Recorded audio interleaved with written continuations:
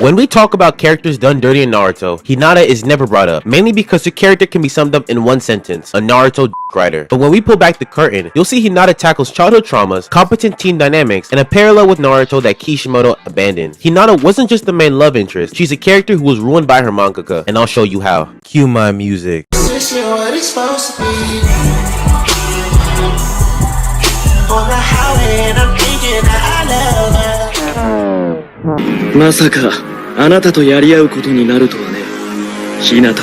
Although we are often tempted to see Hinata as the weaker Hyuga between her, Neji, and Hanabi, looking at Hinata's upbringing within the Hyuga clan, we can see that she is defined as someone carrying intense survivor's guilt, extreme self-doubt, and a victim of in-house politics. And it starts as early as 3 years old, following a Trojan horse peace treaty between Kumagakure and Konoha. This head ninja attempts to kidnap Hinata as she's the heiress to the Hyuga clan, attempting to unlock the hidden secrets behind the Byakugan, in which Hiyashi, Hinata's father and the head of the Hyuga clan, eliminates him in order to save Hinata, creating intense political tension between Kumagakure, who wants justice for their head ninja, demanding Hiyashi's corpse, and Konoha, understanding their ulterior motives behind the request, seeks to keep the secrets behind the Hyuga's dojutsu, through deception offered Hiyashi's younger twin brother and Neji's father, Hizashi Hyuga, a member of the branch house of the Hyuga clan who carries the caged bird seal enforced by the head. When enforced, this seal can erase the remnants of the Byakugan after his death, re-establishing the branch house's inferiority and disposability to the main house, and the source of Neji's hatred towards the main house. This is the landscape in which Hinata was brought up in, as the Hyuga clan is the most prestigious clan in Konoha, making Hinata, heiress to the throne, a prize target. In this way, she resembles Aang from The Last Airbender, not in the sense of strength, character arcs, or just sheer aura, but that at a young age, a huge responsibility was bestowed upon these two, and despite being just children, had no choice but to perform. Now we all know Aang became the GOAT by the end of his series. Things turned out differently for Hinata. Under the harsh training regimen of Hiyashi, Hinata's timid personality would prove that she doesn't have what it takes to become a ruthless Hyuga head that was much needed, leaving Neji of the branch house and Hanabi, Hinata's younger sister, to outshine her by a large margin. And in a training session between Hinata and Hanabi, Hinata's lack of ruthless instinct is what made Hiyashi pick Hanabi over her as the heiress to the head clan seat, and sent Hinata into the care of Team 8 under Kurenai, Asuma's fine.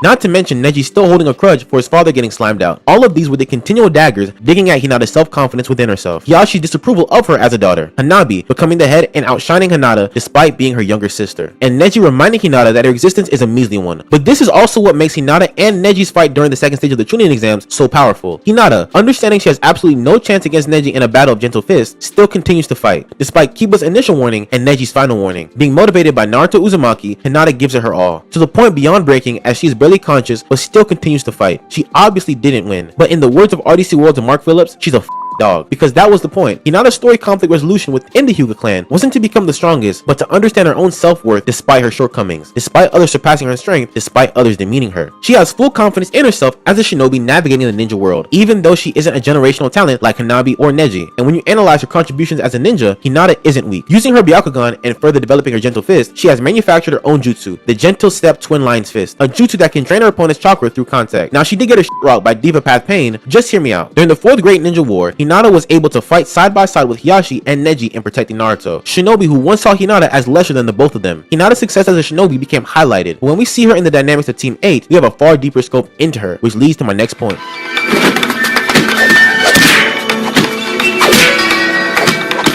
A huge aspect of Hinata's character that tends to get overlooked is her role on Team 8, with Kiba Inuzuka, Shino Aburame, with Kurenai Yuhi as the head ninja. Now if you've seen my 10-10 video, and if not, what the f are you doing? But anyway, in that video, what got briefly touched up upon is how Kishimoto, whether he intended to or not, has an overall general theme when constructing each roster of the original Konoha ninja squads. Team 7 being the version 2 of the original Sannin squad, Team 10's Inushikacho formation, and then Team 8, the least shown and arguably the weakest squad out of all the Konoha 12. Okay, that might be a bit harsh, but there's more to them, because when you analyze all these ninjas' individual jutsu strengths, they all work together as one of the most competent tracking and reconnaissance teams in Konoha. Kurenai, the jonin working as a genjutsu specialist, can easily psychologically manipulate enemy ninjas to her will, who is the most well-known genjutsu user in Konoha that does not have a specific dojutsu, like a Sharingan. Shino, with his body infused with Kikaichu insects, can manipulate these insects to do long-range tracking. Kiba, with Akamaru, can track sense across distances. And Hinata, using her Byakugan to perceive chakra signatures from long ranges. Put these four together and what you have is a team who may not be the strongest battle-wise, specialized, but works well as advanced surveillance support ninjas. And we see this in Shippuden. During the Itachi pursuit mission, Hinata, Kiba, and Shino were specifically chosen by Kakashi Hatake to help Team 7 in fighting Itachi Uchiha. After news got out that Sasuke Uchiha was finally looking to eliminate him, even though Itachi, the Akatsuki, and Sasuke, who were perceived as the highest level combatants in the ninja world, Kakashi still chose the team with the weakest battle strength to accompany them, just for their specialty in tracking. And going back to part 1, during the first phase of the Chunin exams, comprised of a written test that was crafted in such a way to encourage cheating but not get caught by the proctors, Team 8 had arguably one of the most significant advantages over the other applicants, because it all played to the strengths each of them had. Shino's insects being able to seamlessly gather information, Akamaru helping Kiba with finding answers, and Hinata having the most broken ability for this task being with her Byakugan. So much so, she wanted her future husband to cheat off of her. Even though you had elite intelligence ninjas like Shikamaru and Neji, who also possesses the Byakugan, when you just look at overall points on the board as a team, Team 8 put the most points on the board during this phase of the exams. Also, look at the social dynamic of Team 8. They are the most unproblematic out of all the ninja squads. There is no internal rivalry between Hinata and the others, and for the most part, get along and have each other's best interests at heart. For instance, when Kurenai took in Hinata after her Hyuga Clan rejection, it is safe to say she became like a mother figure for her, especially since Hinata and Hanabi's mother was never shown. In Boruto, where each then ended up kinda had a theme to it, Kurenai stepping away from the combat scene to raise her daughter Mirai Saratobi, Shino, a teacher of the Konoha Ninja Academy, Kiba being known as a well-known dog breeder, and Hinata becoming a housewife, facilitating Boruto and Himawari's growth. We can see that each character has a caretaker-like role to them. This may just be coincidental writing, but the fact that it's there, it has to be spoken on. And once you see that pattern, it reframes everything about why Hinata ends up exactly where she does. Because the caretaker instinct didn't start in Boruto, it was present in how she loved Naruto the entire time.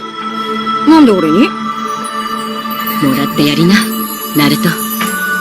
This is one of the most misunderstood parts of Hinata's character, the real depth behind Hinata and Naruto's relationship, because at first glance, it looks like a loosely written romance created by a mangaka who prioritizes battle sequences over in-depth romantic storytelling, but when we look at Hinata's character, she was actually crafted specifically for the romance that took place, and not just due to her affection for Naruto being shown from the first episode, but from the first 2 arcs of Hinata's character we went over before, being brought up in the Hyuga Clan. Her timid personality and being born in the same era as geniuses led to her having self-doubt within herself, and as a ninja within Team 8, a team that we explained before works at highest function being support ninjas for more dominant battle ninja, we have a soon-to-be waifu whose role to the main character wasn't poor writing but thematic resonance. Starting at the flashback of the last movie and early flashbacks of Hinata and Naruto in the series, something becomes more apparent. Naruto and Hinata share very similar backstories, Naruto being silently shunned by the village, Hinata being considered inferior within her clan, and what attracted Hinata to Naruto at first wasn't innocent attraction and friendship but admiration for Naruto, quietly observing him go through very similar to worse experiences as her but having the courage to improve himself despite what the village thought. This is what made Naruto a sort of North Star for how Hinata should act and think about herself. Combine that with Hinata just straight up having a crush on Naruto, we see the main motivation for a character is to do 2 things. 1. Support Naruto. 2. Become more forward in showing her support for Naruto. And through this lens, everything we see Hinata do changes meaning. Moments like Hinata helping Naruto cheat during the written portion of the Chunin exams, recklessly fighting Diva Path Pain in order to help Naruto, just to tell Naruto she loves him. Hinata building up Naruto's confidence after Neji's death during the climax of the 4th Shinobi World War. The thematic importance behind Hinata giving Naruto the red scarf in the last movie, and Hinata getting married to Naruto. These were not just ways to sideline Hinata as just the main love interest. This was a detailed and structured parallel between characters and the fulfillment of Hinata's story arc in the series. If you lay your hands on him, I'll kill you. A bonus section I want to add is the alternate version of Hinata that we get in the Road to Ninja movie, and later echoed in 1010's Infinite Tsukiyomi Dream during the war arc. To be clear, Road to Ninja's alternate world is a genjutsu constructed by Obito Uchiha, not the Infinite Tsukiyomi, but both instances gives us an inverted version of the same character. Even though the movie and 1010's extended sequence are not a part of the main canon material, contrasting this version of Hinata lets us appreciate the original Hinata more, as well as helping us understand Hinata's deeper psychology. Because in this situation, all of the Konoha cast members are supposed to be the complete opposite versions of themselves, especially in Road to Ninja. Kiba is a cat lover, Naruto actually has parents, and Hinata, she becomes full tsundere on us, which depending on what type of person you are, that may be a good or bad thing. Like during the first scene we get this version of Hinata in the movie, Naruto and Sakura approach this alternate Team 8 in search of Madara, in which Hinata is instantly pissed off, because even the thought of Naruto possibly entertaining another girl is a huge problem. Her attitude is more abrasive and raunchy than we previously knew her to be, but thematically this puts a bright light on who Hinata actually is. It's just this Hinata wears her desires on her shoulders where the other locks it away in a cage. If she's she's jealous, Tsukuyomi Hinata will openly show it, where the actual Hinata would resort to despair. This alternate Hinata says what's on her mind, while the original just keeps to herself. Now, whether the fandom accepts this alternate version or not, I'll leave that to you in the comments to decide. But when I see her, I see the difference between someone who lives off of the opinions of others versus someone who moves regardless of it. In the Hyuga clan, Hinata's biggest hurdle was understanding her self-worth within a system that saw her as an unfit heir for leadership. She chases Naruto's validation like crazy, and in social situations it just tends to fade in the background, while this alternate Hinata is out, proud, and a complete nutcase for better or worse. You feel her presence on screen, and at least that part of this character is commendable. At the end of the day, Hinata is a character who faced massive trauma and harsh Hyuga politics at a young age, a ninja who works as a mastery sensory support ninja for the Leaf that shouldn't get overlooked, and an excellent choice of a romantic partner to pair with Naruto, as his backstory and struggles relied heavily upon social isolation, abandonment, and self-worth issues. She's not just a Naruto dick rider, but a superbly written character that was undersold by her mangaka. But that's what I think. If you think differently, the same, or want to add more, let me know in the comments right after you like and subscribe. Once again, my name is AOI-KUN, and this was my synopsis.